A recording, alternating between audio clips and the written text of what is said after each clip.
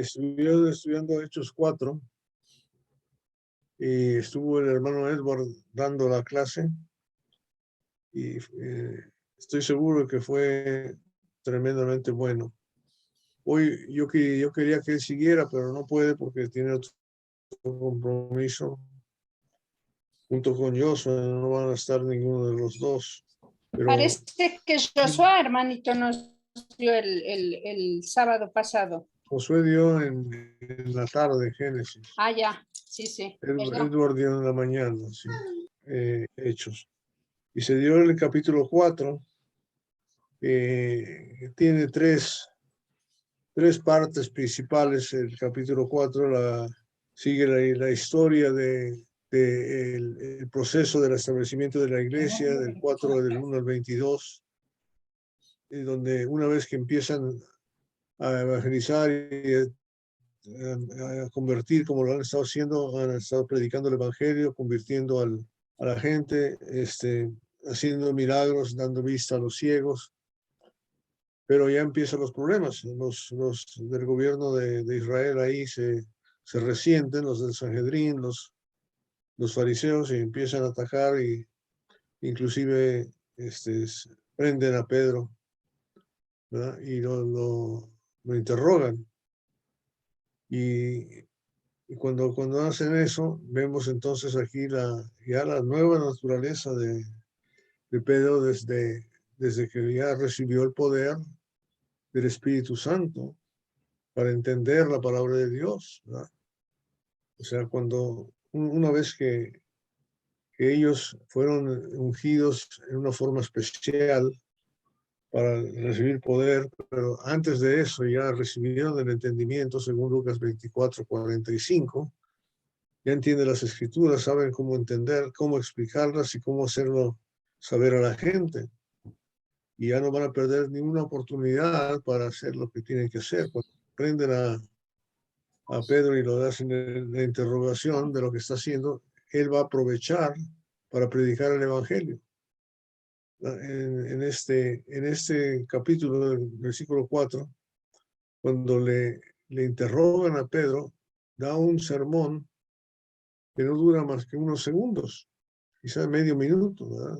Comenzando con el versículo 8, y lo dice claramente. Entonces Pedro, lleno del Espíritu Santo, les dijo, ¿verdad?, gobernantes del pueblo y ancianos de Israel, a quien está dirigido, y les dice lo que ha pasado.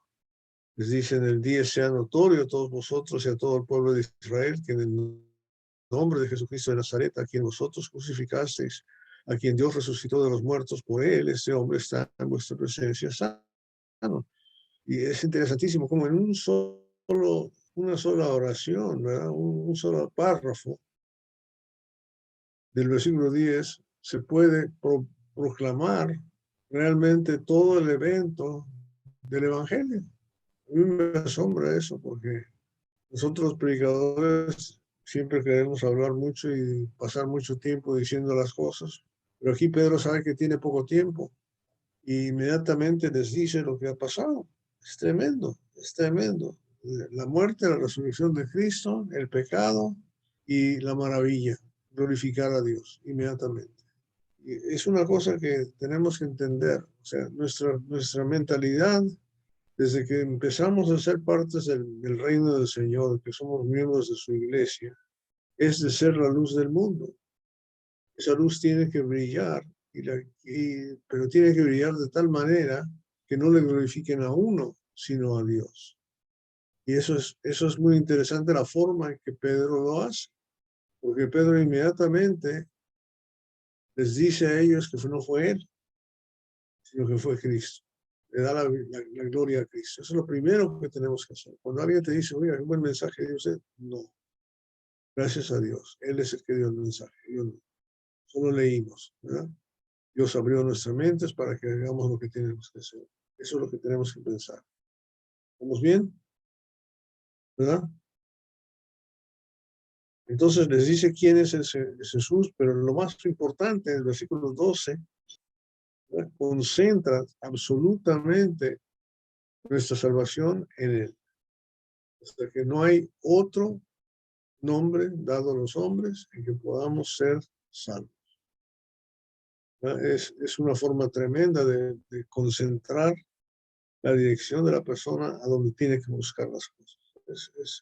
A mí me queda realmente con la boca abierta la forma en que Dios puede comunicar lo que tiene que comunicar en tan corto tiempo. Y eso es una de las cosas que nosotros debemos de pensar, tenemos que hacer, porque si hay un centro básico de la actividad de todos estos apóstoles, está aquí. Aquí está concentrado el tema primordial de todo lo que se está hablando. El tema primordial es este. Sea nosotros, notorio a todos vosotros y a todo el pueblo de Israel, que en el nombre de Jesucristo de Nazaret, a quien vosotros crucificaste y a quien Dios resucitó de los muertos, por él está este hombre en vuestra presencia sano. Y este Jesús es la piedra reprobada por vosotros, la cual ha venido a ser cabeza del ángulo, y en ningún otro hay salvación. Punto. ¿Okay? Punto. Y eso es lo que fue. La reacción no fue buena, ¿no? Pero algunos sí vieron y escucharon. Ahora deciden qué hacer con estos hombres, los llamaron, los intimaron, y entonces aquí está el proceso que el diablo usa en contra, porque inmediatamente que encontramos la oposición a la fuerza establecida por Dios para hacer su logro, hay algo que se opone. Entonces la oposición a la meta que Dios tiene es lo que estamos hablando aquí. La oposición de la meta es Dios quiere salvar a todo el mundo, y aquí está la oposición. Estas gentes no quieren hacerlo. ¿Verdad? Y lo primero que hacen, fíjate bien, versículo 17, sin embargo, para que no se divulgue más entre el pueblo, amenacémosles para que no hablen de aquí en adelante a hombre alguno de este nombre. Y llamándolos, los intimaron que en ninguna manera hablasen ni enseñasen en el nombre de Jesús. Entonces, hay dos formas primordiales que el diablo usa para defenderse y atacar a las cosas de Dios. Y uno es amenaza y otro es intimación. Intimar. Y aquí les va la primera pregunta. ¿Qué quiere decir amenazar? Ya sabemos qué es, ¿no? Si haces esto te va a pegar o lo que sea. Pero ¿qué es intimar?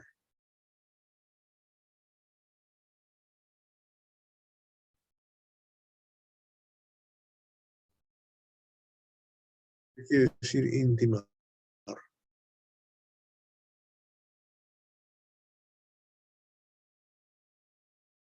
Bueno, intimar yo lo conozco como demandar, como exigir, como reclamar. Okay. ¿Cómo amenazan? ¿Los amenazaron para que no hagan, no enseñen?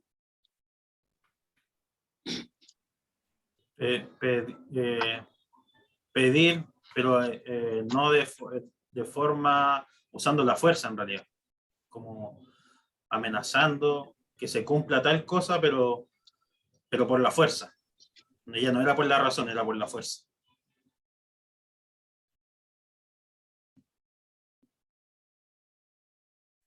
Okay. En el derecho, cuando intimando, cuando tú pides, solicitas un cobro ante tribunales, eso es intimar. Ok.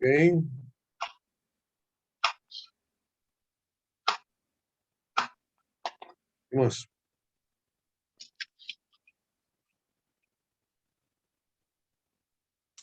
Hermano, intimar también significa, o sea, se podría decir que están amenazando a las personas, y realmente eso es por aquí intimar, intimidando, dicen las personas, ¿no? Podría ser eso. Pues estamos entendiendo, ¿verdad? O sea, amenazar e intimar no son iguales. Amenazar es amenazar, pero intimar es, como dice Alex, legalmente es exigir, es mandar, es decir que hay que hacer algo, ¿no? Simple y llanamente. Entonces, esa es la intimación, pero tiene detrás de sí una especie de amenaza, ¿no?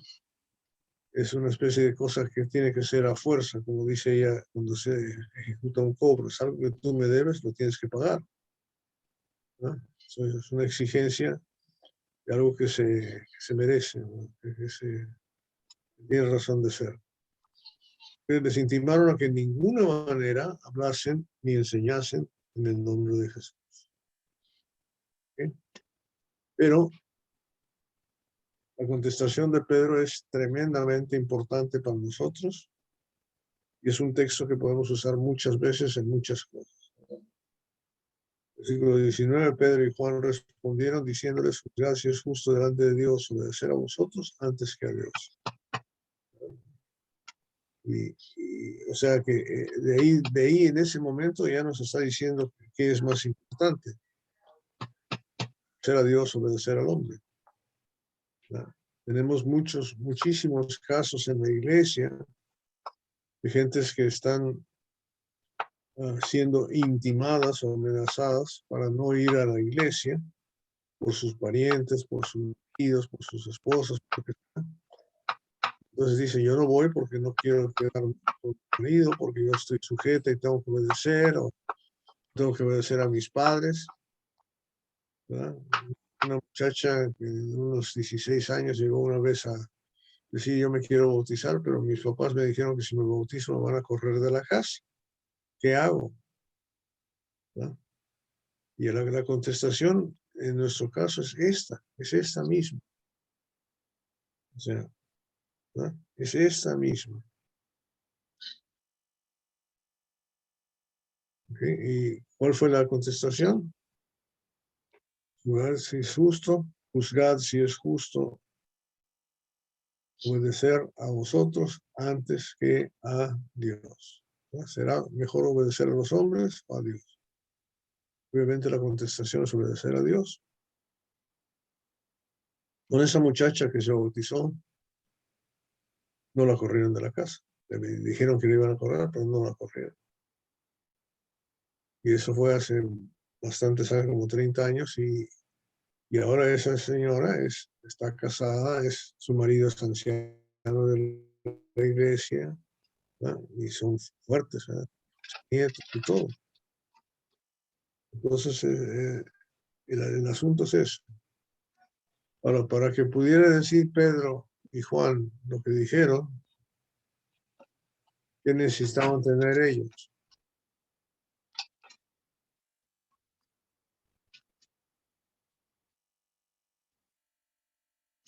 Para enfrentarse a los fariseos, a los del concilio, ¿qué tenían que tener ellos en su corazón El Espíritu Santo. para el Espíritu Santo? ¿Y cómo es ese Espíritu Santo? Dice Primera de Timoteo, capítulo, Segunda de Timoteo 1:7, un Espíritu Santo con poder, de valentía, no de cobardía. Exacto. No se olviden que es lo que dice, ¿no? Entonces Pedro, lleno del Espíritu Santo, les dijo, pues el Espíritu Santo, una forma que demuestra que tenemos el Espíritu Santo es que tenemos valor. No hay cobardía. Mostramos valor, valentía. No tenemos miedo a nada que se oponga a las cosas de Dios, en lo que se opone. Tenemos que tener temor a Dios, eso es ni hablar, pero no tenemos temor a los que... La copa tiene arroz, no le hago arroz. Okay. Entonces les fueron puestos en libertad y se acercan a la iglesia, y en la iglesia hay una oración tremenda en la segunda parte del capítulo 4. En esa oración, ¿qué es lo que piden ellos? ¿Cuál es la petición primordial de esa oración?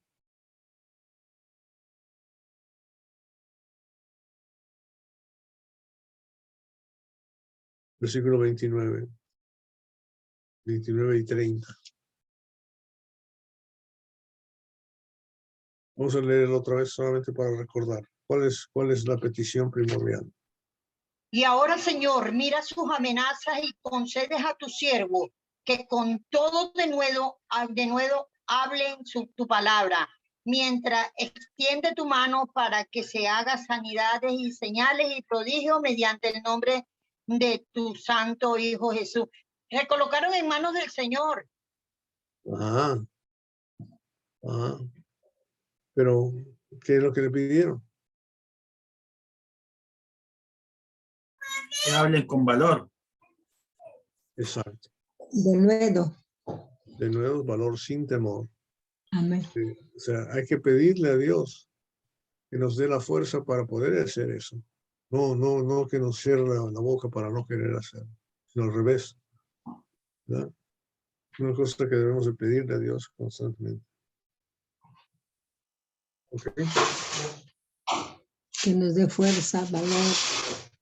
Nos dé fuerza y valor para hablar su palabra. ¿Ok? Para hablar su palabra. Y en este caso, para que ellos puedan hacer milagros. ¿Y esos milagros para qué eran?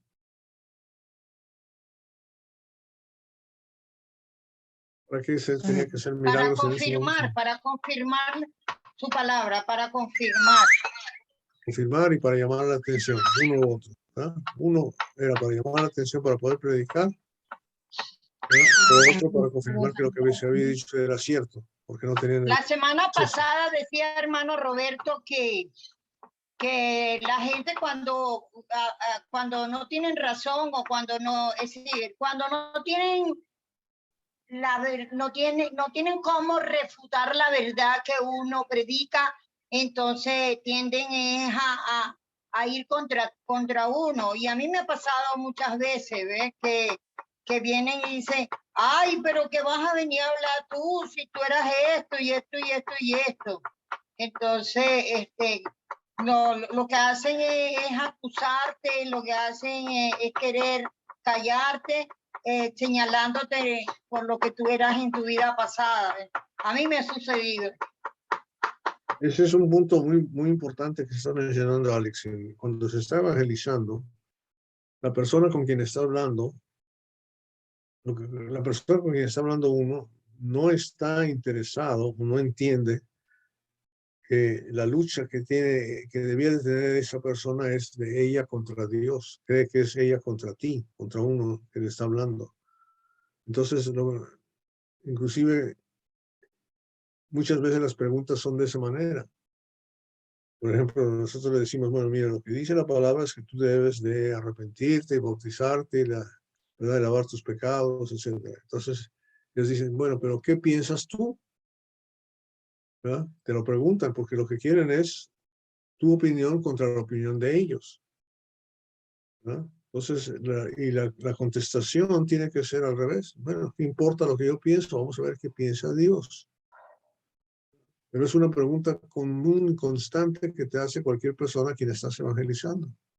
¿Y qué piensas tú de esta escritura? Como diciendo, ¿qué es lo que tú piensas que quiere decir eso? Lo que les interesa es lo que tú piensas, porque ahí sí te pueden atacar, pero no pueden atacar a Dios. Entonces, para nosotros lo más importante es hacerle saber a la persona que Dios es el que está hablando a través de nosotros. Y no lo podemos hacer si no utilizamos la palabra de Dios enfrente de nosotros, enfrente de ellos. Que la gente vea que la Biblia está ahí. ¿Verdad? Porque si yo le digo a una persona, pues en mi opinión, tú te tienes que bautizar, ¿qué va a decir? Pues esa es tu opinión, ¿verdad? Entonces empieza la pelea. Y mi opinión es mejor. Mi opinión es que yo no me tengo que bautizar y ya. ¿Tan?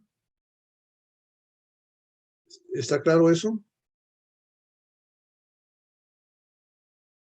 Ahora, la forma de que en aquel tiempo, ¿verdad? La gente no andaba con Biblias en las manos, pues no había impresoras, no había publicaciones de libros, en fin, había rollos en pergaminos y estaban perdidos ahí por todos lados y no había una organización para saber. Entonces, la única forma de confirmar que la palabra de Dios era por medio de estos milagros.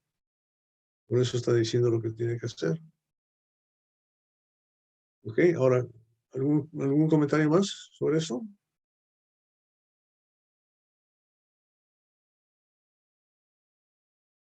¿No? Ok, entonces, interesante saber que cuando terminaron de orar, ¿qué pasó? Hubo un temblor, ¿verdad? Hubo un temblor y ¿qué pasó después del temblor? Según el versículo 31.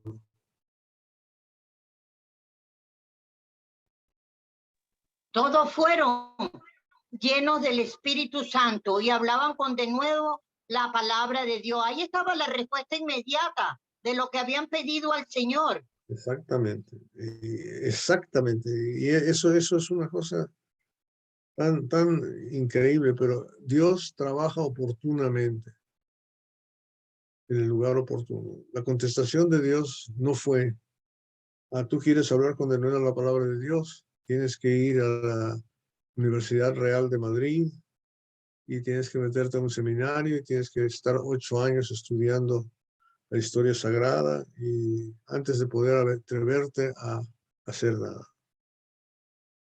La contestación fue ¿qué? Fue inmediata. Inmediata. ¿Y por qué fue inmediata? Porque es así, ¿verdad? Mira lo que me gusta mucho lo que dice 1 Pedro 4, 10 y 11. Solamente para que entendamos un poquito. 1 Pedro 4, 10 y 11. Si alguien lo lee, Lili o Alex. Porque Nelly está picando cebolla o no. Entonces, Alex. A ver, yo leo. Ok. La palabra dice, cada uno según el don que haya recibido, ministrelo a los otros como buenos administradores de la multiforme gracia de Dios. Si alguno habla, hable conforme a las palabras de Dios. Si alguno ministra, ministre conforme al poder que Dios da, para que en todo sea Dios glorificado por Jesucristo, a quien pertenece la gloria y el imperio por los siglos de los siglos. Amén. Amén. Cada quien, según lo que ha recibido, ministrelo a otros. ¿No? Si yo recibí esta cantidad, eso es lo que puedo dar. Si yo recibí esta es la que puedo dar. Si yo recibí esta es la que puedo dar. Pero hay que dar lo que uno ya tiene. Pero que sea de Dios. ¿Okay? Lo que yo estoy viendo aquí es eso. O sea, les dio a ellos, no les dio automáticamente el conocimiento de toda la carta, toda la palabra de Dios, desde Génesis hasta Apocalipsis. No, eso no fue. No les abrió el entendimiento tremendamente en ese momento para que se supieran de memoria la Biblia, porque no la traían consigo. Pero el poquito que les haya dado a cada quien, eso ya pueden utilizar y salir con él. Depende de lo que uno tiene, es lo que uno tiene que dar, pero no dar de lo que no tienes. Si no lo entiendes, no lo des. Si no lo entiendes, no lo des. Tenemos un caso también hace unos años, un hermanito que se bautizó y él venía de la iglesia bautista. Y el día que él se bautizó, regresó a su casa y le vino a visitar el pastor bautista. Y le dijo al pastor, y le dijo, mire, estoy bien contento porque me bauticé el día de hoy. Le dijo al pastor, el pastor dijo, sí, ¿dónde te bautizaste o quién? No, pues estuve en una campaña, en una iglesia que se llama Iglesia de Cristo, escuché el Evangelio y me bauticé. ¿Y por qué te bautizaste? Porque me dijeron que era necesario que me bautizara para salvar. Es lo que él entendió. Entonces el pastor bautista le dijo, él me estaba contando eso después. Pues es que no era necesario que te bautizaras para salvarte. El bautismo no es para salvación, el bautismo nada más es un acto de obediencia, que no sé cuánto. Y le empezó a tratar de citar escrituras. Y él le decía al pastor Bautista, mira, yo no sé lo que usted me está hablando, pero yo leo, y él leía, a mí me leía Marcos capítulo 16, versículo 15 y 16, donde dice, y predicar el evangelio de toda criatura, y aquel que se bautiza, que cree y se bautiza será salvo, y que no cree será condenado. Entonces el pastor Bautista, sí, pero aquí dice, doy gracias, y necesitaba otras citas, de lo que no, para respaldar su situación de lo que él decía. Y el hermano que se bautizó volvió otra vez. Mire, yo no sé nada más de la Biblia. Lo único que sé es lo que dice Marcos, capítulo 16, versículos 15 y 16. Y ahí dice que esto, hay que arrepentirse y bautizarse, ¿verdad? Que creer, se bautizar, será salvo. Y entonces él me seguía pregando, y yo le seguía diciendo hasta que se cansó y se fue. Así me dijo. Y eso es lo único que sí. Y luego me pregunta, ¿hice bien, hermano? Y ese hermanito ya estaba predicando el evangelio. Un pastor bautista, imagínense. Solamente con la escritura que él conocía. Pero no se salió de ahí. No se salió de ahí. Porque no podía, no sabía. Pero ya lo estaba haciendo. Entonces, animar a los hermanos a hacer lo que estamos haciendo, lo estamos viendo aquí en esta cosa. Lo que yo quiero que nosotros nos demos en cuenta es que aquí nos está diciendo que la iglesia está participando en su totalidad. No diga nada cuando habla con la gente, mándamelos a mí porque yo soy el que sé, yo soy el que yo. No es verdad. Cuando alguien te hace una pregunta que no sabes y si tienes un hermano que sabe más, una hermana que sabe más, ok, está bien.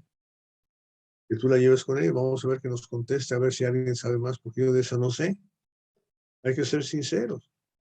Yo hay cosas que no, o sea, todos nosotros, algunos de nosotros, al menos como yo llevo muchos años estudiando la palabra de Dios y todavía hay partes que no las entiendo y no las puedo explicar, no las entiendo. Quizá, pues yo, porque debe ser de lento aprendizaje, porque quizás ustedes después de 5 años ya se sepan la vida de memoria del revés y del revés y la pueden explicar. Qué bueno, háganlo. De acuerdo con el talento que Dios nos da, ¿no? Porque dice aquí la palabra 31, dice que, fíjate cómo trabaja Dios, y hacer saber y entender a la gente que tiene desde un principio un propósito. A veces nosotros le decimos, bueno, ya me bautizó, ¿ahora qué hago? No, usted venga a la iglesia y venga a las clases y participe y no diga nada. No se ponga a servir, no se vaya a atrever a orar. Es al revés, hermanos. Es al revés. Hay que desarrollar a la gente para que haga todo lo que pueda hacer. Y lo que vaya haciendo, ayudarlos y animarlos. Animarlos, no criticarlos, sino animarlos a que hagan las cosas que tienen que hacer. ¿De acuerdo? Amén, No lo hermano. hacemos de... ¿Perdón? ¿Perdón quién? ¿Nelly? No, Dije, hola. amén, hermano. Amén, hermano, le dije lo que estaba ayer estudiando de multiplicador, liderazgo multiplicador, de la enseñanza a los demás. Ok. Entonces, a medida que uno va aprendiendo, ya puede compartir lo que ya tiene. Es lo que estamos hablando. No. O sea, eso, inclusive en las carreras, hay prácticas, ¿no? Cuando uno estudia medicina, termina de estudiar medicina después de 4 o 5 años, ya tiene que entrar a los quirófanos, tiene que entrar y hacer el trabajo que tiene que hacer como práctica para aprender. Quizá le dicen, bueno, usted tiene que pasar en cirugía 4 años, en neurología 3 años o en tal y cosa, pero ya lo está practicando. Ya lo está practicando a medida que lo va haciendo y va trabajando con la gente que nos tiene que hacer. Entonces aquí estamos viendo esa situación de lo que puede hacer cada quien. Entonces, el asunto para mí, lo que yo veo aquí es con denuedo. Con denuedo. La gente inmediatamente se le quitó el miedo. A mí me pasaba eso, porque a mí, cuando yo me bauticé,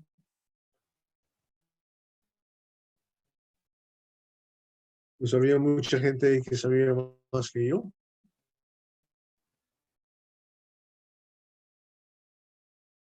Entonces me daba miedo, ¿verdad?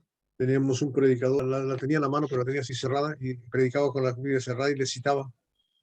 Segunda de Crónicas, capítulo 3, versículo 1, dice esto y esto, y así se leía. Entonces yo decía, pues que yo predique, ¿cuándo voy a predicar? No, no puedo, nunca más lo voy a poder hacer.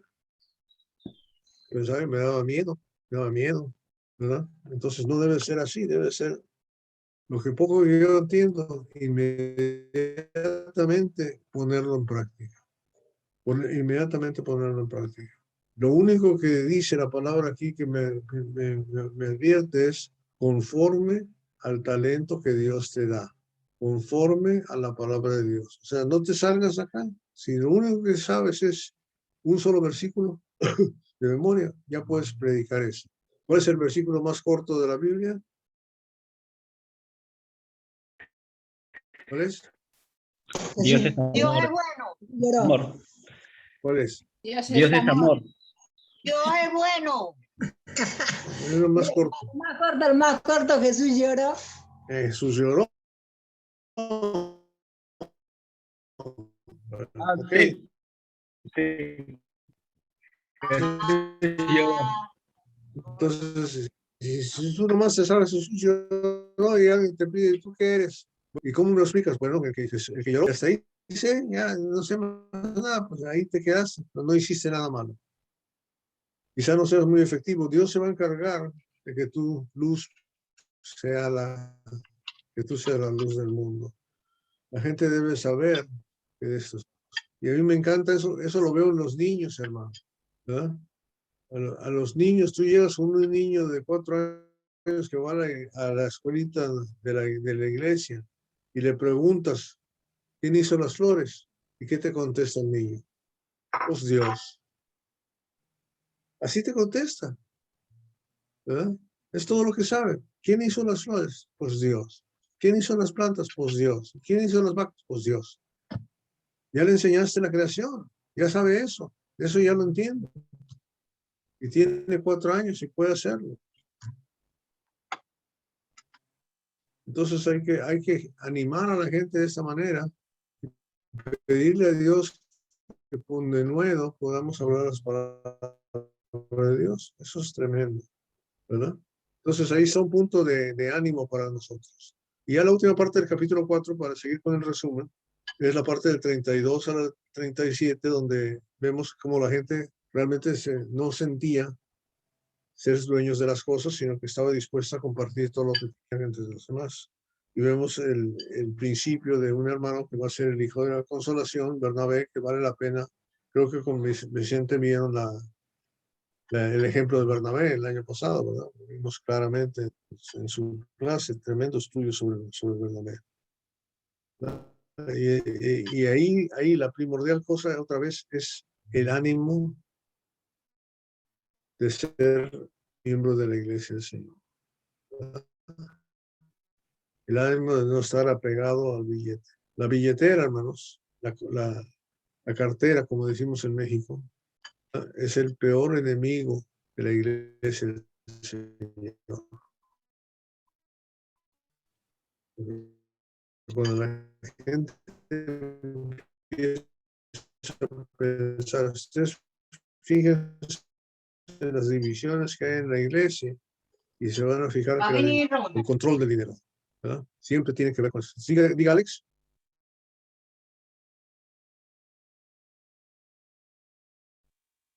No, hermano, perdón. Ok. Entonces, tiene que ver con de dar dinero a los institutos. ¿Por qué? Porque queremos ver dónde va ese dinero y que alguien lo va a manejar mal. Ya están pensando en todas las cosas que tienen que ver con la plata, ¿verdad? Entonces hay que tener mucho cuidado porque necesitamos entender que hay una actitud, la multitud de los que habían creído era de un corazón y un alma y ninguno decía ser suyo propio nada de lo que poseía, sino que tenían todas las cosas en común. Eso dicho ha quedado, pero no hace de la boca para afuera, ¿verdad? Mi casa es su casa, le dicen. Pero no es cierto, no te va a pasar, ¿verdad? El título de propiedad. En el caso mío, mi casa es su casa, pero tú agarras los pagos mensuales, ya vas, es tuya, te la paso. Te paso la deuda. Pero no tiene que ser así. No tiene nada que ver con dinero, tiene que ver con una actitud. Eso tiene que ser una cosa que es desprendida, que no tiene miedo en compartir con las necesidades de los demás. Es más, que no solamente comparte, sino que es sacrificial en su dar, ¿verdad? Da más allá. Tenemos el ejemplo de la iglesia de Tesalónica en los macedonios en 2 Corintios capítulo 8, versículo 1 en adelante, ¿se acuerdan? Lea por favor, Alex. Ahorita estoy sirviendo, hermanito. Bueno, entonces, Nelly, 2 Corintios 1 al 5, 8, 1 al 5.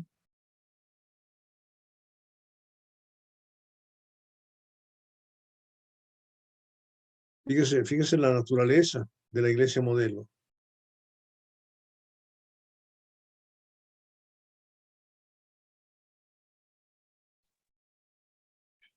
Ya, la palabra dice, asimismo, hermanos, os hacemos saber la gracia de Dios que se ha dado a las iglesias de Macedonia, que en grande prueba de tribulación la abundancia de su gozo y su profunda pobreza abundaron en riquezas de su generosidad.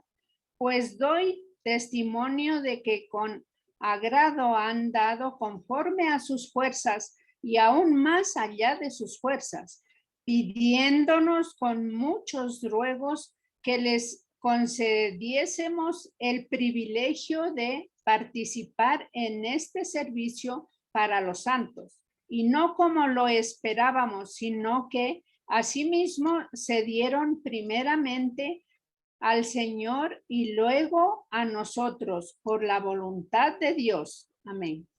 ¿Qué dieron los macedonios? ¿Cuál fue su ofrenda? Todo. No, más que todo. Una de las cosas que, Les dieron más allá de sus una de las fuerzas. palabras que me quedó a mí grabada con el estudio del hermano Vicente es que cuando nosotros realmente cumplimos en la iglesia con lo que nos corresponde, en la obediencia del Señor, haciendo las cosas como verdaderos siervos, abunda la gracia. Se crece espiritualmente y se crece en número. Y para eso debemos tener ese corazón de los hermanos de la iglesia del primer siglo, que lamentablemente se ha perdido, como usted dice, hermano Roberto, uno de los grandes enemigos que hemos tenido, pero cuando hay esa verdadera disposición de ser siervo del Señor y cumplir cada quien con la misión que le corresponde en la iglesia, vamos a lograr lo mismo que la iglesia del primer siglo: crecer en la gracia, crecer en el espíritu y crecer en número de creyentes. Bueno, ese es el objetivo, obviamente. El objetivo. Ok. ¿Qué iba a decir, Hugo? Que dieron más allá de sus O fuerzas. sea, no más sus fuerzas, sino más allá de sus fuerzas. Más allá. Ajá. Perdón, a mí me impacta que dice este versículo, dice el 8:4, dice, pidiéndonos con mucho ruego que les concediésemos el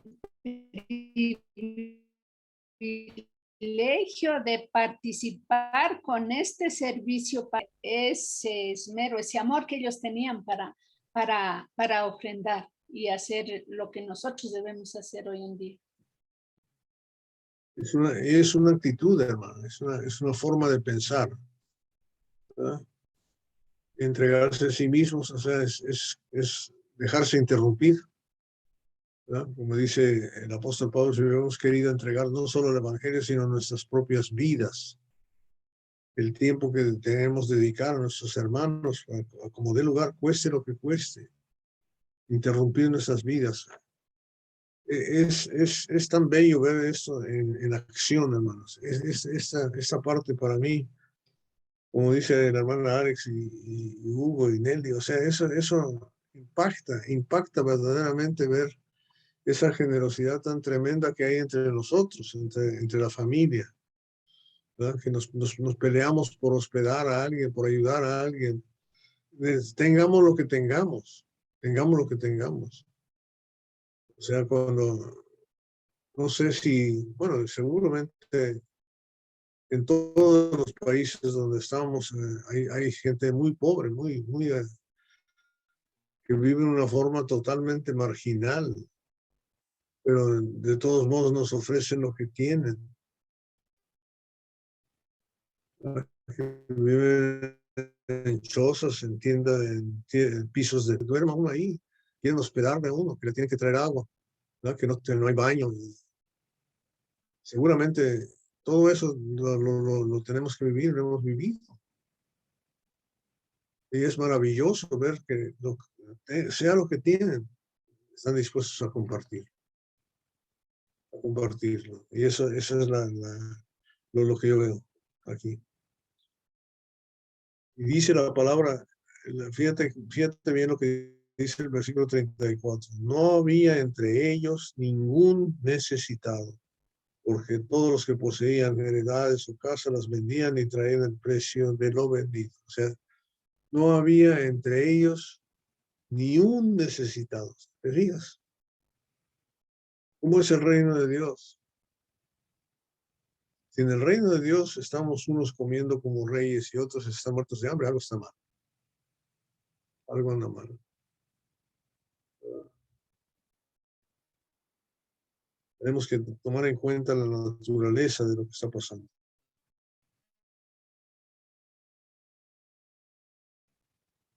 Tan importante es ser hospitalarios, tan importante es recibir a la gente para ofrecerle lo que uno tenga, sea lo que sea, ¿verdad? En muchos lugares solamente tienen lo que hacen, viven sin dinero, con puro trueque. Algunos de los lugares indígenas aquí en Latinoamérica y en África también. Sin embargo, tienen esa naturaleza tremenda. Ok, entonces, algo más en el capítulo 4 para ir al capítulo 5 y empezar la lección, porque estamos en resumen apenas.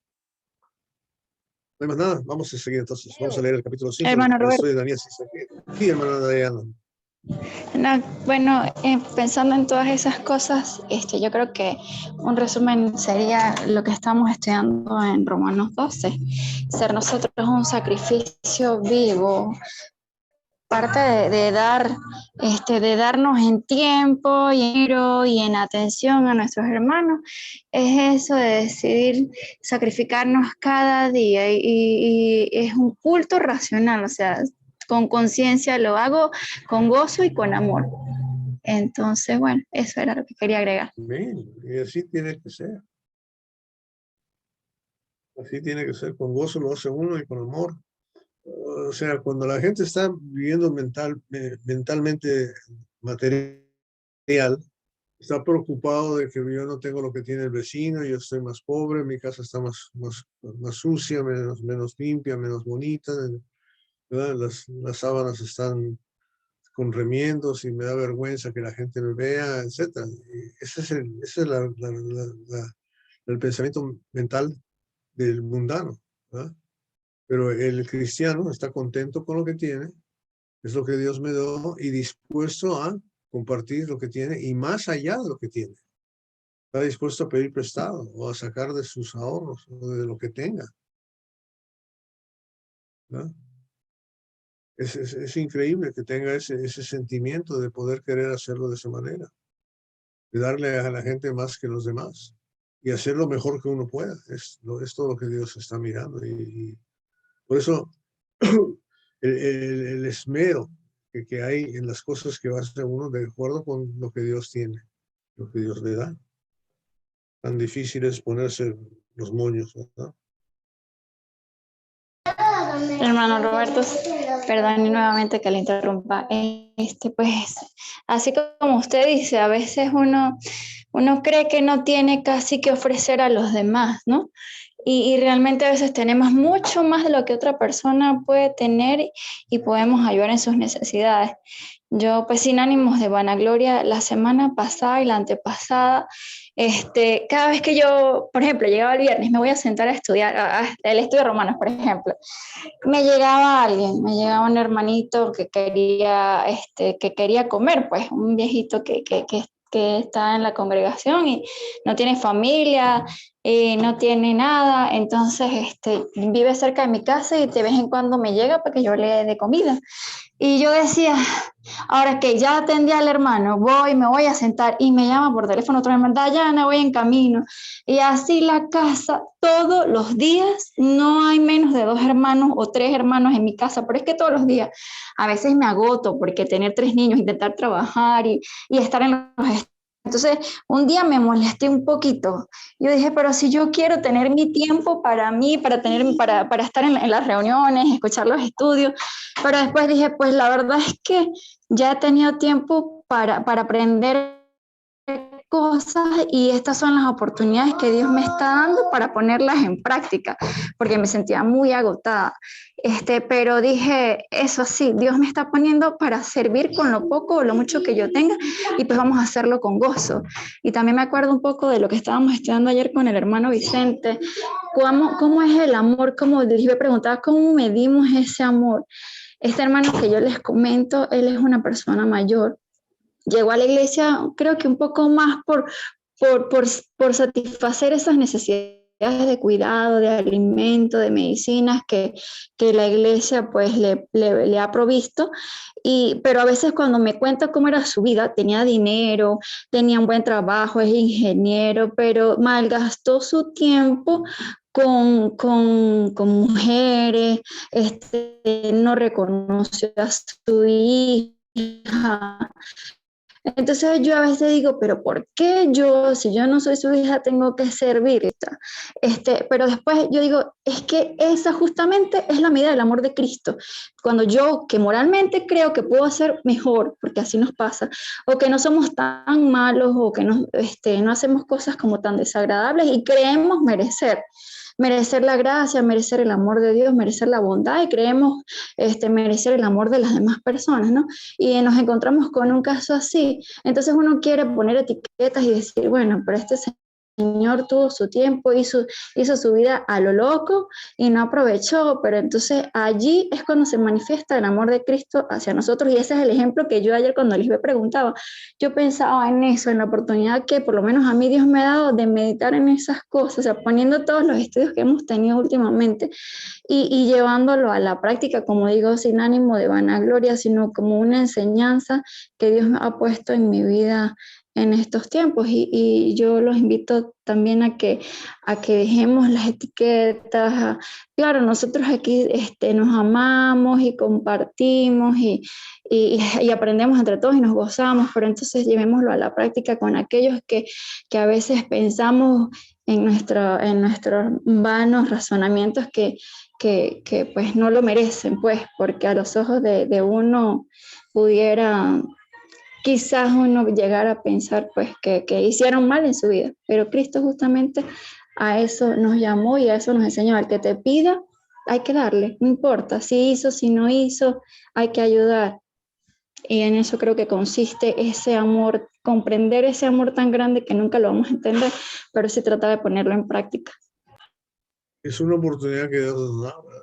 Dios nos da esa oportunidad de nuestra vida. Siempre hay alguien que está peor que uno. Pase lo que pase, esté en la situación donde esté, siempre hay alguien que está peor, ¿no es cierto? Dios nos pone esa oportunidad para poder ayudar a esos gentes. No hay que buscarlos muy lejos, ahí están siempre. ¿Ok? ¿Algún otro comentario más antes de proceder al capítulo 5? Bueno, voy a leer el capítulo 5, pero antes quería comentarle que yo me encontré en una una situación que una hermana que tiene una niña que convulsiona y me dijo, ay, hermana, no tengo el medicamento. Y entonces yo miré que en mi bolsillo dije, bueno, señor, yo voy a dar esto, lo único que tengo. Y le dije, bueno, hermana, cuenta con esto que es lo único que tengo, pero te lo doy porque sé que la necesidad de tu hija no espera. Y entonces se lo di. Y entonces vino un hermano, se me acercó y me dijo, me dio la mano y en la mano me entregó un dinero que era el mismo que había dado. Yo dije, wow, era como si no hubiera dado nada porque me regresó el mismo dinero. Y me dijo, hermana, no, mire, quiero bendecirla con esto. Y fue de manera inmediata, pues entonces yo digo, wow, lo único que tenemos que tener en el corazón es la disposición de querer dar y el Señor nos los va a dar para que lo hagamos. Pues. Bueno, vamos a leer. Pero cierto hombre llamado Ananías, con Zafira su mujer, vendió una heredad y sustrajo del precio, sabiéndolo también su mujer. Trayendo solo una parte, la puso a los pies de los apóstoles. Y dijo Pedro, Ananías, ¿por qué llenó Satanás tu corazón para que mintieses al Espíritu Santo y sustrajese del precio de la heredad? Reteniéndola, ¿no se te quedaba a ti y vendida no estaba en tu poder? ¿Por qué pusiste esto en tu corazón? No has mentido a los hombres, sino a Dios. Al oír Ananías esta palabra, cayó y expiró, y vino un gran temor sobre todos los que le oyeron. Y levantándose los jóvenes, lo envolvieron y sacándolo, lo sepultaron. Pasado un lapso como de 3 horas, sucedió que entró su mujer, no sabiendo lo que había acontecido. Entonces Pedro le dijo, dime, ¿vendiste en tanto la heredad? Y ella dijo, sí, en tanto. Y Pedro le dijo, ¿por qué conviniste en tentar al Espíritu del Señor? He aquí a la puerta los pies de los que han sepultado a tu marido y te sacarán a ti. Al instante ella cayó a los pies de él y expiró. Y cuando entraron los jóvenes la hallaron muerta y la sacaron y la sepultaron junto a su marido. Y vino gran temor sobre toda la iglesia y sobre todos los que oyeron estas cosas. Amén. Amén. Ok. Esa historia la hemos estudiado muchas veces, estoy seguro que sí, pero muchas veces lo hemos estudiado y no lo hemos entendido. Ok. Primera pregunta.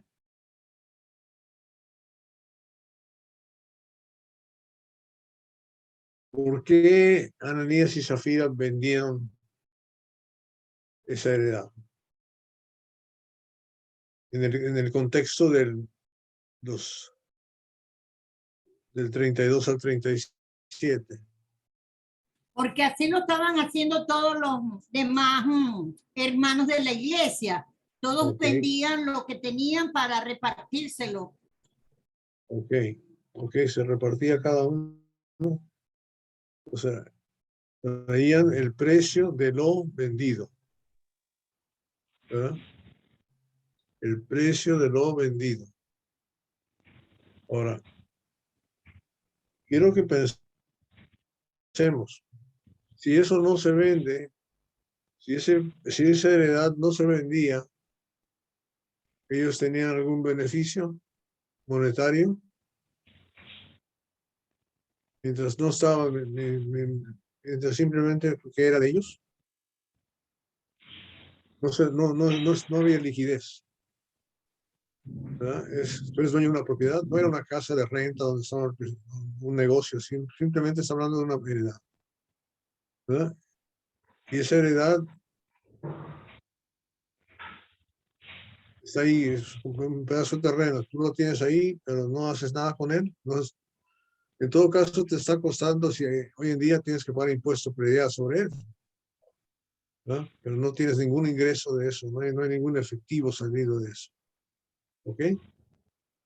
Entonces, vender la heredad era con la intención de poner ese dinero en las manos de la iglesia. ¿Ok? Eso es de menos lo que tenemos que ver aquí. Versículo 2, sustrajo del precio, ¿verdad? Sustrajo del precio, y sabiéndolo también su mujer, y trajo una sola parte a los pies de los apóstoles. Ahora, ¿qué beneficio estaba sacando él para él y su esposa? Es una cantidad de plata, ¿no? Fuera la que fuera. ¿Tenía derecho a eso? Claro que sí, ¿no? Claro que sí. Tenía derecho a eso. Pero se supone que ya tenía su ingreso. ¿Ok? Si yo tengo un ingreso de $500 mensuales y vendo una propiedad y saco $500 extra, este mes gano $1,000 en vez de 500. Pregunta, ¿lo necesito?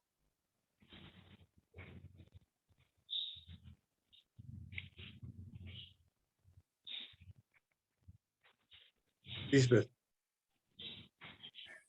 También podemos percibir que ellos querían hacer esto para ser vistos, porque, bueno, si su corazón no está completamente dispuesto y entregado quiere decir que sustrajo eso, ¿no? O sea, querían tener un beneficio, pero a su vez querían mostrarse benignos, bondadosos ante los ojos de los apóstoles, ante los demás. Okay.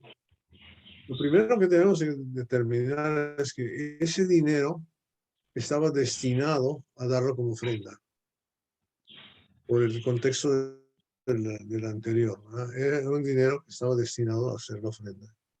La forma que vemos esto, según lo que está diciendo, es, imagínate, que pasan la bandeja o el bolsito eso donde pones tu dinero el domingo, entonces tú metes ahí $10 y luego, sin que se den cuenta, sacas 9, ¿verdad? Y te quedas con, diste $1, ¿verdad? Pero lo que está diciendo aquí es eso, sustrajo de ese precio, ¿verdad? Del precio, en el versículo 34, el precio de lo vendido, ¿verdad? Aquí, del precio de lo vendido, sustrajo. O sea, eso ya era ofrenda a la iglesia. Pues lo que está diciendo Lisbeth es correcto, o sea, querían verse como que habían hecho eso, ¿verdad? O sea, en realidad se robaron de la ofrenda.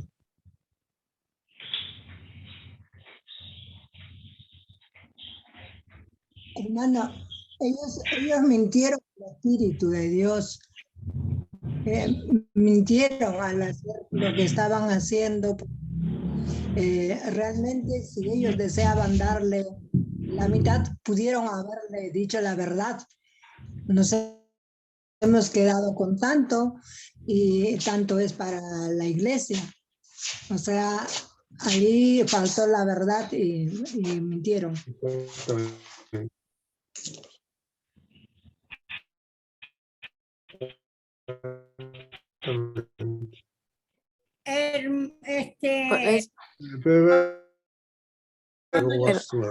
al dado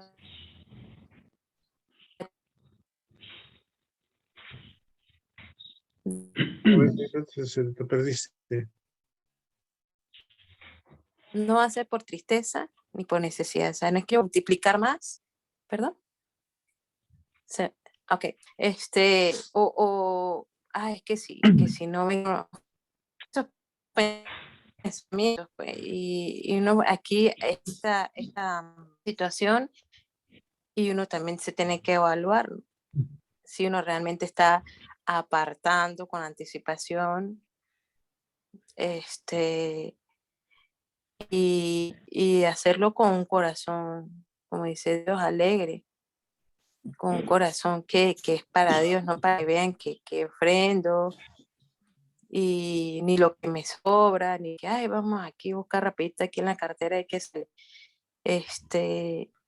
eso, ¿no? Preferiblemente no ofrendar, porque si se va a hacer de esa forma, entonces ya Dios no lo ve con agrado. Okay. Ahora sí, Alex. Bueno, cuando yo soy recién convertida, en una oportunidad, yo tenía que hacer un pago y entonces no tenía la plata en la ofrenda ahí y yo agarré la plata de la ofrenda y después eso no la llevé el domingo, pero entonces lo llevé el miércoles y le dije a los hermanos, aquí está mi ofrenda y el 10% de los intereses de la ofrenda.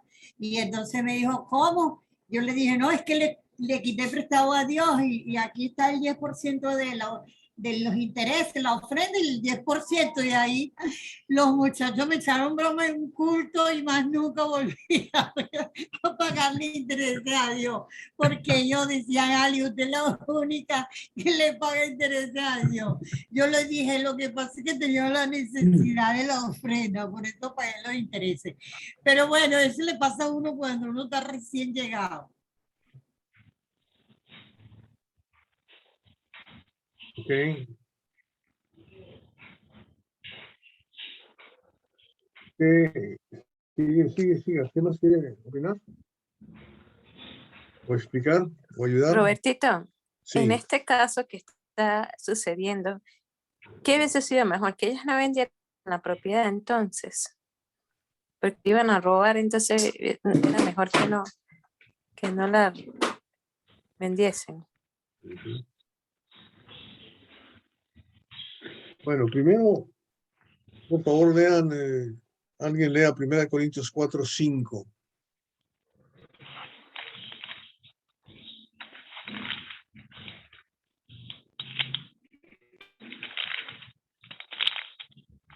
Corintios 4:5. ¿Quién lo tiene? Yo lo tengo. 4:5 dice así que no juzguéis nada antes de tiempo, basta que venga el Señor, el cual aclarará también lo oculto de las tinieblas y manifestará las intenciones de los corazones y entonces cada uno recibirá su alabanza de Dios. Ok, Dios mira el corazón.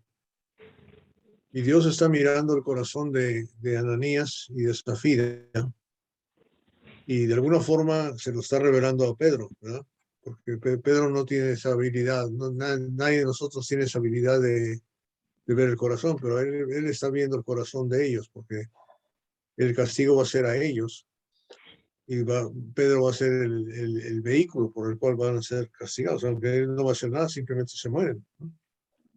Lo que sí tenemos que ver es que están viendo la intención del corazón de ellos, obviamente la intención era mala. La intención, como dice Lisbeth, posiblemente era aparentar estar bien ante los demás, ¿verdad? Mientras ellos estaban dando menos. Pero la palabra de Dios les dice claramente en el versículo 3, Ananías, ¿por qué llenó Satanás tu qué? Corazón. Para que mintieses al Espíritu Santo y sustrajeses el precio de la heredad. Entonces el pecado es ¿dónde? En el corazón, ¿verdad? En la intención interna del alma, es un pecado del alma, ¿verdad? Es lo que está en el corazón. El corazón, dice Jeremías, que es perverso, ¿verdad? El corazón es perverso, ¿quién lo conocerá? ¿Verdad? Y necesitamos un corazón limpio. Entonces aquí, fíjate, ¿quién llenó el corazón de Ananías y Zafira? En vez del Espíritu Santo. Satanás lo llenó. Satanás, imagínate nada más, ¿verdad? Y eso es tremendo, ¿no? Porque hace poco en una de las clases estudiamos que cuando se fue el espíritu malo y encontró la casa barrida y limpia, se trajo otros tantos ahí adentro, ¿no? Para molestar. Entonces, tenemos esa situación donde podemos Podemos hacerlo. Eso. Ahora, ¿qué debía de haber hecho Pedro y Ananías y Zafira? Según Efesios capítulo 4. ¿Qué debían de haber hecho? Según Efesios capítulo 4, versículo 27. Uno de los versículos más cortos que nos debemos de acordar todo el tiempo. Ni deis lugar al diablo. Pero estos que hicieron, abrieron las puertas de par en par para que entrara el diablo. ¿Verdad? Abrieron las puertas de par en par. ¿Cuál fue la tentación? Fíjate bien, no fue solamente de quedarse con parte del dinero, sino de alguna forma tratar de aparentar lo que estaban haciendo, quizá para que fuera mejor de lo que uno está haciendo.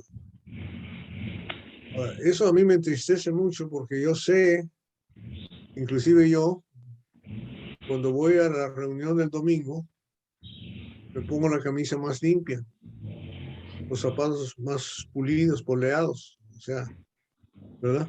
Cepillados. Hasta a veces hasta me baño, imagínate. Y me peino. Cosas por el estilo, ¿verdad? Me pongo mi vestido dominguero, como quien dice. ¿Por qué? ¿Por qué? ¿Quién estoy tratando de apantallar? ¿Quién estoy tratando de impresionar? ¿Porque me he visto mejor, tengo el corazón mejor ante Dios? O sea, la lección, ¿por qué lección tengo que aprender aquí? ¿Cuál es la lección de Ananías y Zafira? Eso es lo que me tengo que preguntar. Y la contestación es: Dios mira el corazón. Y más vale que mi corazón esté limpio. De nada sirve todas las apariencias que yo puedo poner ante los demás para que la gente diga: ay, qué lindo es el hermano Miranda, qué lindo es el hermano Yalaupari, qué lindo es el hermano Pinochet, el hermano Alex. No. Lo que importa es lo que dice Dios. Volviendo a 1 Corintios capítulo 4, vamos a leer ahorita un poquito antes. Ya estamos en la aplicación, ¿verdad? Porque el elemento lo sabemos todo.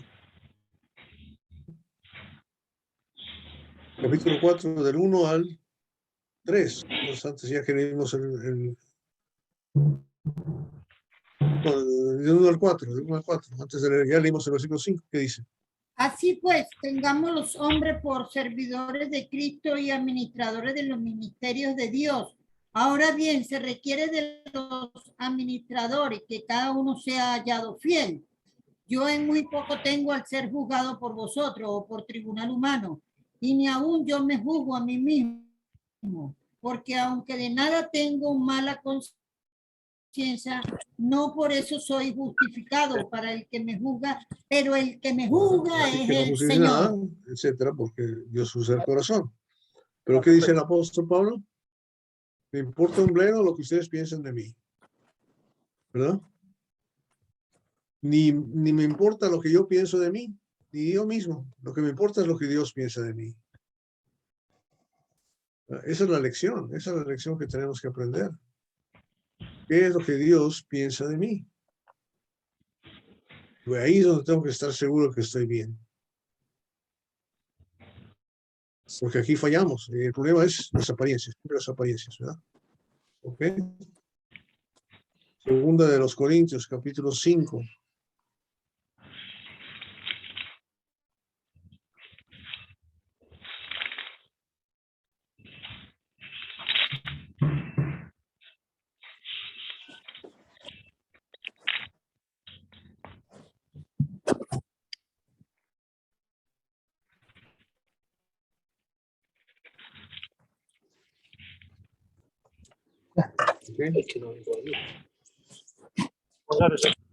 Versículo 11.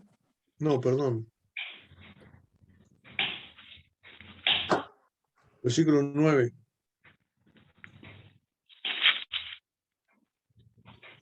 ¿Okay? Por tanto, procuramos hasta el 12. también, o ausentes o presentes, serles agradables. Segunda de los Corintios 5, 9. 9 al 12. Ser agradables a Dios, ¿verdad? Ahora, ¿por qué? Porque es necesario que todos nosotros comparezcamos ante el tribunal de Cristo para que cada uno reciba según lo que haya hecho mientras estaba en el cuerpo, sea bueno o sea malo. Conociendo pues el temor del Señor, persuadimos a los hombres, pero a Dios le es manifiesto lo que somos y espero que también lo sea a vuestra conciencia. 12. No nos recomendamos pues otra vez a vosotros, sino os damos ocasión de gloriarnos por nosotros para que tengáis con qué responder a los que se glorían en las apariencias y no en el corazón. Claro, ¿qué es lo que va a juzgar Dios? El corazón, ¿verdad?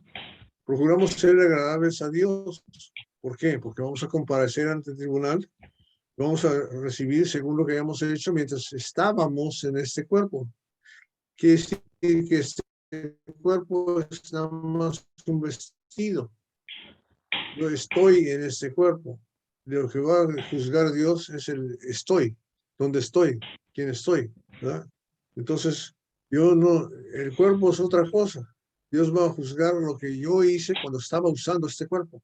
¿Cómo usaste el cuerpo que yo te di? Es lo que me está diciendo Dios. Pero el tú es tu corazón. El yo es mi alma. Es lo que Dios está juzgando y está cuidando. Entonces, conociendo pues el temor de Dios, persuadimos a los hombres, ¿verdad?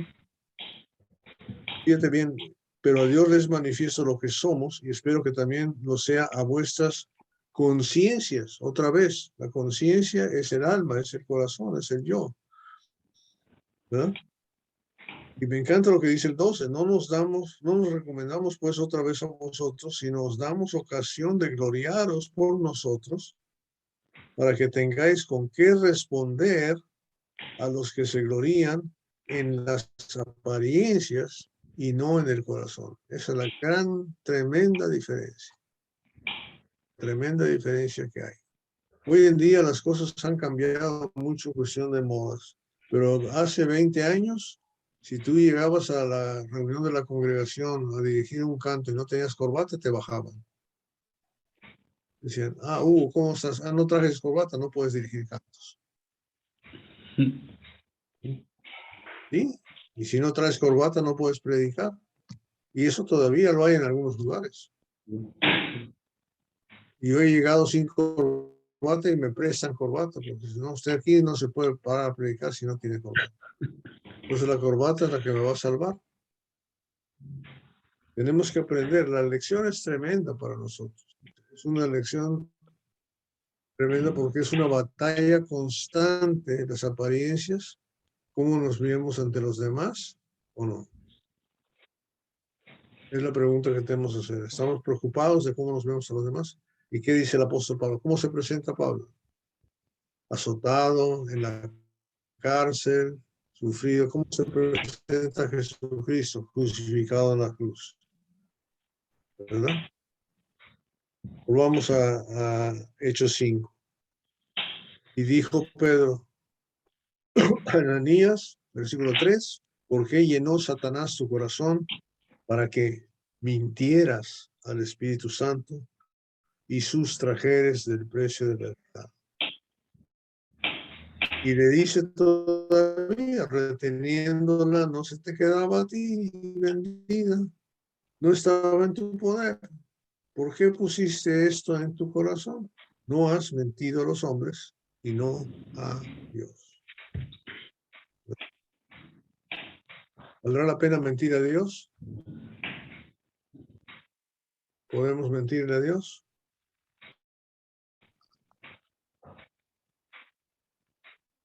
Bien. Vamos a seguir un poquitito más, ya nada más vamos a terminar del 5 al 11.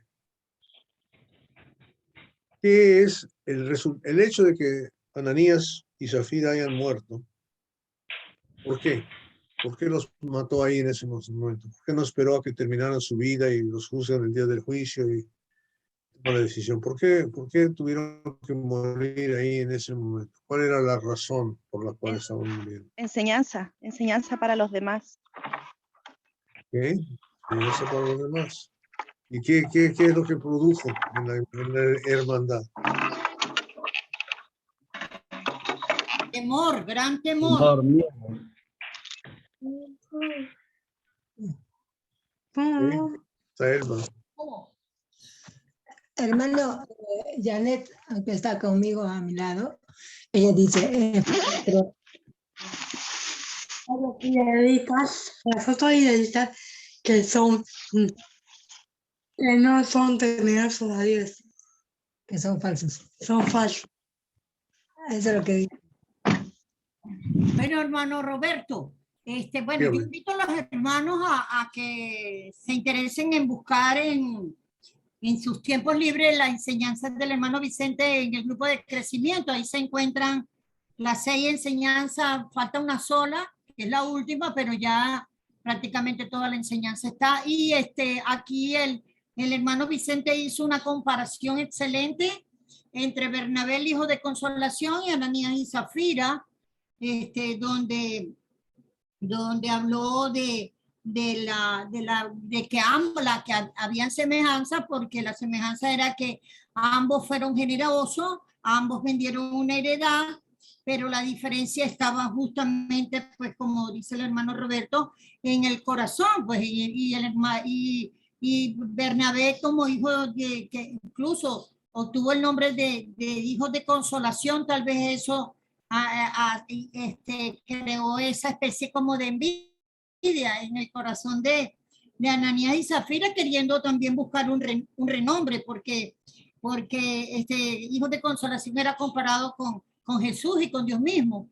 Y también dijo que en esta enseñanza queda muy claro de que la idea de hacer tesoros en el cielo, cuando hacemos tesoros en el cielo, y cuando Ananías y Zafira querían hacer tesoros en la tierra. También habló esa enseñanza, por eso la animo a buscarla, de cuál era la verdadera familia en la fe, y para el hijo de consolación era la iglesia. Y obviamente aquí estamos viendo que Ananías y Zafira, la familia más importante era la de ellos carnal, pues la familia de sangre, porque se guardaron fue para el propio beneficio de su familia de sangre.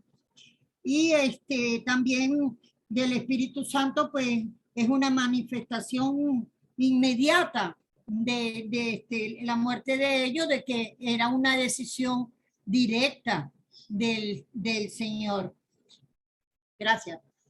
Okay. Entonces hay una lección que hay que entender, ¿verdad?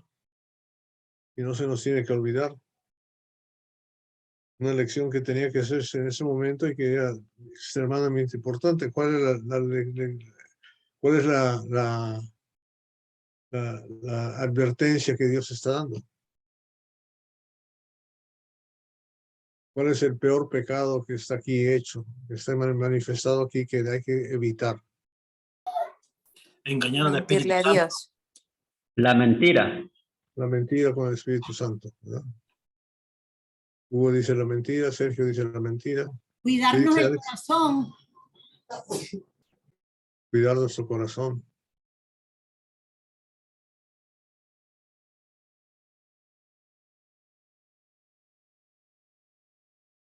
¿Okay? Hacer tesoros en el cielo, donde no hay ladrones ni polilla. Bien.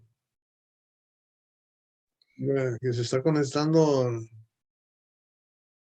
nuestro hermanito de Portugal, Agustinho. No, pues le dice que ya le toca la oración final. Buenas tardes. Hola, Oye, hermano. Buenas tardes. Hola, Buenos bendiga a hermanito todos. Agustín, Hola, qué ¿cómo gusto. están? Hola, Eh, hermanito Agustín. Hola, hermano Estoy llegando a la Agustín. casa. ¿Cómo les va? Bendiciones, están, hermanito. hermanito? ¿Cómo está, hermano Hugo? Agustín. Dios lo bendiga. Hermanito Bendiciones. Agustín, Igualmente. bendiciones. Nelly, ¿cómo está, hermana Nelly?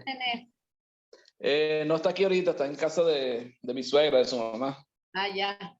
Bueno, Sí. mira qué bueno. ¿Y ustedes cómo están? ¿Cómo está, hermano Roberto? Estamos aquí terminando Acabando el Ananías y Zafira, tratando de llegar a una conclusión final. ¿En cuánto vendieron la heredad? En cuanto a si debemos de imitarles o no. Ok. No, Yo no, pensaba no. que quería saber en cuánto fue vendida la heredad. ¿Cuántos? Sí. Roberto, ¿Cuántos? y también podemos sacar que hacer las cosas para ser vistos. Otra lección de esa. Exacto, evitar las Para las apariencias, como habíamos leído, ¿no? apariencias. Las apariencias. Fíjese que esa historia, bueno, yo creo que ya terminaron el estudio, pero No, no, no, que, estamos llegando a la conclusión. ¿Cuál es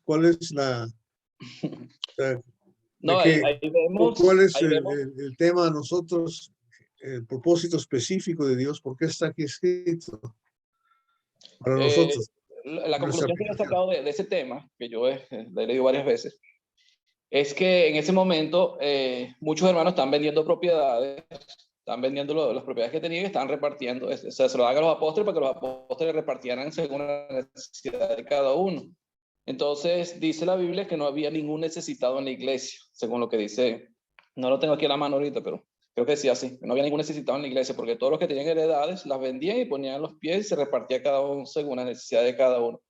Ahora, uno ve la severidad de Dios en cuanto a Ananías y Zafira, porque ellos, claro, ellos tampoco querían quedar atrás de los demás y que también tenían una propiedad, les fueron y la vendieron, solamente que mintieron en cuanto al precio que habían vendido la heredad, dieron solamente una parte. Ahora, ¿por qué Dios fue tan severo con ellos en ese momento? Porque si Dios aplicara esa misma severidad hoy en día a nosotros, caeríamos todos muertos. O sea, todos caeríamos como ellos, porque todos cometemos errores, pues todos nos equivocamos y a veces pecamos deliberadamente. Ahora, ¿qué estaba pasando en la iglesia? En la iglesia se estaba ayudando a la gente en necesidad, se estaba ayudando a las personas dándole comida. Dios tenía que poner en claro que a Dios no se le busca por otros intereses distintos a lo que es estar en su presencia, o sea, buscar a Dios para estar en el cielo con Él. Dios tenía que dar una lección a la iglesia de ese siglo para que la gente entendiera de que no fueran a la iglesia simplemente porque los estaban ayudando, sino que era necesario buscar a Dios para ser salvo, para ser parte del pueblo de Dios, o sea, para pertenecer realmente al pueblo de Dios y poder estar en el cielo. Fíjese que al final, después de Ananías y Zafira, dice que muchos de ellos ya no se apartaron, ya no siguieron con ellos. Tuvieron miedo porque vieron que Dios era severo, o sea que con Dios no se juega. Cuando vamos a buscar a Dios, tenemos que buscarlo de corazón, realmente porque queremos estar con Dios, queremos estar en el cielo y queremos agradar a Dios. No porque nos estén dando ayuda, no porque nos estén ayudando en la iglesia, entonces vamos a estar yendo a la iglesia o buscando la iglesia. Yo me imagino que muchos en ese tiempo, cuando tenían necesidad, ¿para dónde iban? Si yo tenía necesidad, tenía hambre, tenía problemas de comida en mi casa, me iba para la iglesia porque en la iglesia estaban dando ayuda. Entonces no buscaban a la iglesia porque querían agradar a Dios, sino porque querían satisfacer sus necesidades físicas de alimentación en este caso. Es la conclusión que yo he sacado así en cuanto a ese tema por la severidad de Dios. O sea, porque vemos una severidad, Dios severo en ese momento. O sea, el castigo para Ananías y Zafira fue bastante duro, pues, porque cayeron muertos enseguida. Ese es lo que yo he sacado como conclusión en esa historia, porque está esa historia ahí. Para que aprendamos que cuando busquemos a Dios, lo busquemos de corazón y sinceramente, sin buscar otros intereses ocultos, pues sin tener otros intereses ocultos. Clarísimo. Agustín, Sí. gracias por aclarar. Para que todos entendamos. Sí. Ok, ¿alguien más quiere comentar? Gentecito Llanes tenía alzado la mano.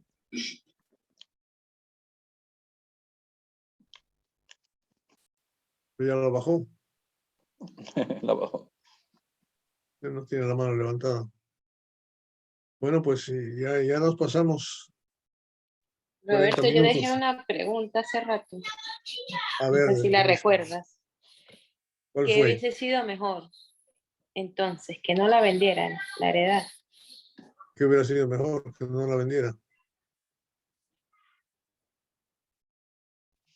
No, la podría haber vendido y dar una cantidad que quisiera, solamente que no fuera a hacer la apariencia de que le estaba dando el precio de la heredad, ¿no?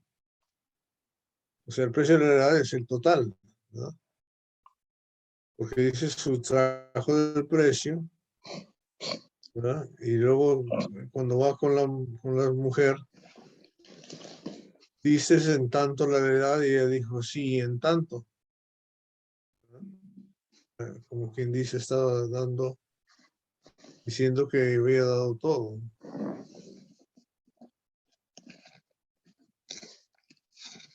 Pero la pregunta es, ¿puedes vender tu heredad? Puedes venderla y hacer lo que quieras con ella, pero si lo vas a vender para darlo a la iglesia, dalo a la iglesia.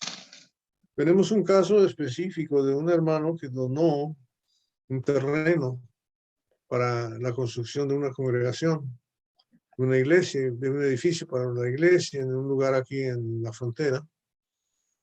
Y resultó que el local no era adecuado para poder hacerlo por los códigos, etcétera, etcétera, de ahí, ¿verdad? Entonces, la iglesia le dijo al hermano, este terreno no nos sirve a nosotros, si quieres se la devolvemos. Y se acabó. Y el hermano dijo, no señor, yo eso lo di al Señor. Si se vende, el dinero que se venda es para la iglesia, no es para mí. Yo ya lo di al Señor, yo no lo voy a quitar, yo no lo voy a sacar a Dios nada. Y así fue. Así fue. ¿verdad? Se vendió ese terreno y ese dinero quedó para los fondos de la congregación ahí. Eso es un caso específico que yo puedo ver, donde podemos ver esta aplicación. ¿Ok? ¿Ya no hay más dudas? ¿Preguntas? ¿Quedó contestada la pregunta, Lisbeth, o no? Sí, sí. Bueno, Si ¿sabes no qué? quedó bien, Hugo se las va a contestar, o aquí está Agustín también. Lo que me recuerda una vez que en una experiencia de una congregación donde un hermano había dado su casa para que allí se congregara la iglesia, pero resulta que tenía tantas deudas que sin avisar hizo hasta 3 hipotecas. Y nos reuníamos ahí todos, y cuando acuerda nada, llegó el banco y tuvimos que salir corriendo y entonces, no sé, yo digo ahí, bueno, si usted no está preparado, si usted no tiene corazón, si tiene dudas, no sé, pues no le ponga nada a los pies a Dios, porque para después echarse para atrás o mentirle a Dios, después hubiese sido mejor que nada, que hubiese tenido su casa allí y hipotéquela, pero no se la dé a Dios. No sé. Sí, esos son los problemas cuando hay plata de por medio. Son cosas que tienen que suceder. En Venezuela no ha habido mucho problema porque muchas congregaciones no tienen local, ¿verdad? Tienen que tener local rentado, pero los que compran terrenos y se meten en problemas se causan muchas cosas que pasan. Bien. ¿Algún otro comentario más? No. Hugo Yaropari va a dar el resumen el sábado próximo de Hechos 5 del 1 al 11. ¿Está bien, Hugo? Ok, Sí, correcto. Hugo. Ahora sí lo apunté. Y quedamos despedidos hasta la próxima, ¿verdad? Es a la misma hora, mismo canal. Esta noche a las 3 de la mañana, hora de Portugal, hay clase de Génesis. A esa hora no voy a poder estar. Pero ya sería repetida de la que dimos el miércoles, o sea, no se preocupe. Por cierto, hermano, con respecto bueno, yo lo iba a decir la semana que viene, pero al estudio que usted dio la semana pasada sobre la sangre, estuve investigando y usted tiene toda la razón, oye, pero yo le voy a aclarar por qué usted tiene toda la razón en cuanto al no comer sangre. Yo estaba equivocado. ¿Me lo va a declarar la semana que entra? ¿O? Sí, para que estén los que estaban la semana pasada.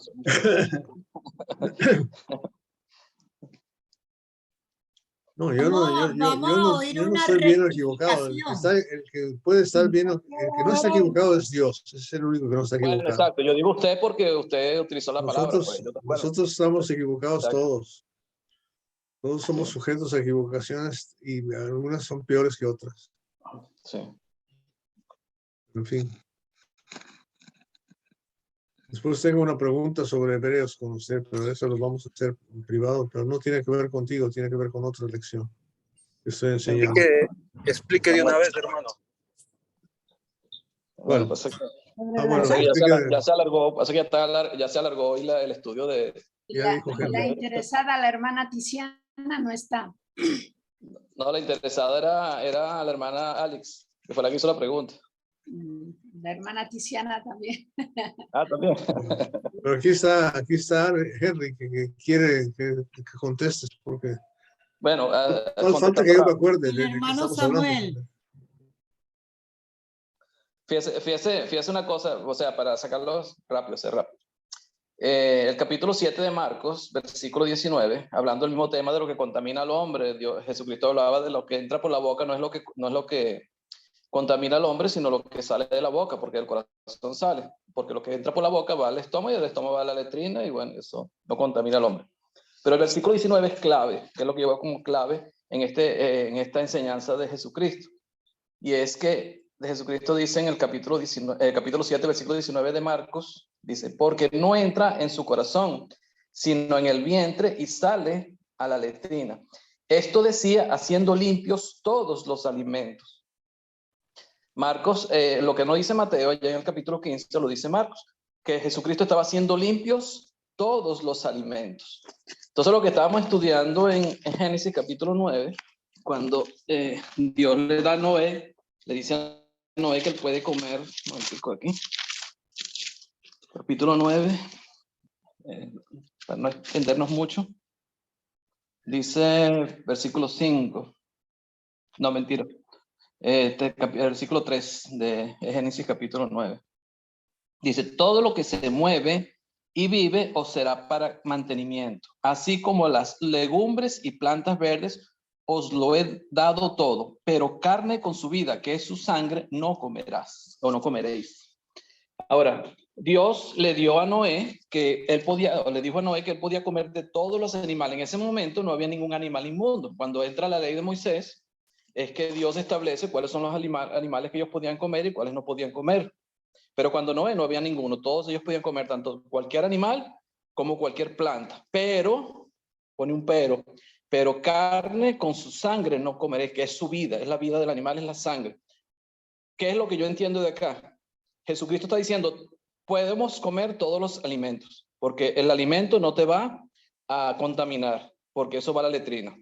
Lo que te contamina es lo que sale del corazón, pero son alimentos. Dios nunca, jamás estableció la sangre como alimento. La sangre no es alimento. Dios nunca lo estableció como un alimento para nosotros. La sangre es la vida de las personas, de los animales. Es la que nos da vida, o sea, es la vida de nosotros. Por tanto, la sangre no es un alimento. Cuando Jesucristo habló de lo que entra por la boca, no contamina al hombre, estaba hablando de alimentos que Dios creó para nosotros. La sangre no fue nunca un alimento creado por Dios para nosotros, y por eso allá en Hechos capítulo 15, cuando hay la reunión de los apóstoles discutiendo el asunto de los gentiles, el problema que tenían los judíos con los gentiles, establecen esas cosas necesarias, que eran necesarias que ellos tenían que guardar, que era abstenerse de sangre, de ahogado, fornicación, sangre, los ídolos. Por eso es que establece, porque la sangre jamás fue establecido como alimento para nosotros, la sangre. La sangre había que derramarla, o sea, por lo menos los judíos cuando hacían su sacrificio de animales, ellos derramaban la sangre servía como expiación de los pecados, pero ellos nunca comían la sangre. Y ellos derramaban la sangre y expiaban los pecados con la sangre, y comían la carne de los animales. Eso es lo que yo entendí, tratando de profundizar un poquito más para averiguar, porque no quería estar seguro de lo que estaba enseñando, porque entonces mi conclusión es esa, que que la sangre nunca fue establecido por Dios como un alimento. Por tanto, cuando Jesucristo habló de que lo que contamina al hombre no es lo que entra por la boca, no se refería a sangre, se refería a los alimentos solamente, creados por Dios para que nosotros viviéramos de ellos. Sí, tampoco las piedras son alimento para el hombre. Imagínate si tienes que comer piedras, ¿qué problema sería? ¿Verdad? Sí, por eso, igual. Igual. Simplemente no es parte del alimento. Y me estoy tratando de acordar de cuando Samuel, sino cuando Saúl, ¿verdad? Ofreció sacrificio, que no tenía que hacerlo a él. Mataron no quisieron, forzó el ayuno a las gentes antes de la batalla, ¿no? Y luego tenían hambre y comieron la carne sin mataron el animal sin derramar la sangre y se la comieron. Y eso ofendió a Dios también. Eso está en 1 Samuel algo, ¿no? Que no me acuerdo dónde. Exactamente. Hermano, una pregunta. ¿Y la transfusión de sangre en una persona que necesita transfusión de sangre también no es bueno? Es al contrario, pero ahí no es comérsela, ahí es para vida, no es para digestión, no es para echar a la letrina. Ahí está dando vida. Acuérdense que no es que una vampira que se va a tomar la sangre, no, se le está transfusión por la vena. Si usted necesita, si anda su hemoglobina baja y usted se bebe un vaso de sangre, no le va a subir la hemoglobina para nada. Pero en la transfusión sí. Claro, la transfusión es hemoglobina directa a las venas. O sea, una cosa es comer sangre, porque la sangre que tú te comes es una sangre que está muerta, ya no está viva. La sangre que se transfiere a otra persona es sangre viva, porque le está dando vida a la otra persona. Es diferente, son dos cosas. Una cosa es comer y otra cosa es transfusión de sangre. Son dos cosas completamente distintas. Bien, hermano, muchas gracias. Ya se dejó ver Lisbeth.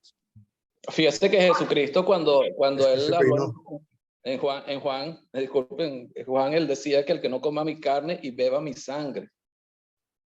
Imagínense, Jesucristo, por eso los judíos se alarmaban y se ofendían cuando él hablaba de comer su carne y beber su sangre, o sea, porque ellos no podían beber sangre. Y imagínense la sangre de Jesucristo, o sea, ellos no entendían lo que le estaba diciendo. Claro, eso realmente no era literalmente que iban a beber la sangre de Jesucristo, pero es la que nos da vida, o sea, es participar del Evangelio de Cristo nos da vida, y es la sangre que nos da vida, el mismo cuerpo de Cristo y la sangre de Cristo nos da vida, porque es la vida del cuerpo, la sangre de Cristo. Y hay algunas gentes que dicen, bueno, como ya la sangre está cocinada, y se puede tomar porque ya no es sangre, químicamente es otra cosa, pero son opiniones que uno rebusca y, claro, Dios va a juzgar otra vez la conciencia, ¿verdad? Como leímos hoy en 1 Corintios, ¿no? Aunque yo de nada tenga mala conciencia, no por eso estoy bien, ¿verdad? Pero el que me juzga es el Señor. Tenemos que preocuparnos por el juicio del Señor y generalmente no, digo, hay casos que es muy difícil de encontrar. No podemos tener una conciencia limpia, pero lo que me está diciendo es que el hecho de que yo tenga una conciencia limpia no quiere decir que estoy bien ante Dios. Tenemos que buscar los valores que Dios tiene para determinarlo, ¿no? Y yo pienso, no sé, yo pienso que Ananías y Zafira no pensaban que estaban pecando. Se les hizo cosa normal hacer lo que estaba diciendo. Era una mentirilla blanca, una mentirilla piadosa. Mentirilla piadosa. A lo mejor ellos pensaron, no, cumplo con Dios y me queda algo. Así sea para los refrescos. para tomar café. Pero que sea colombiano. Sí. Juan Valdés. Juan Valdés. Bueno, ya algún otro comentario más. Gracias, Agustín, por todas esas cosas que se hizo. Henry Llanes, Dios te bendiga. Gracias por la clase, Dios les bendiga. Gracias a Dios. Gracias a todos, bendiciones. Nos vemos más tarde.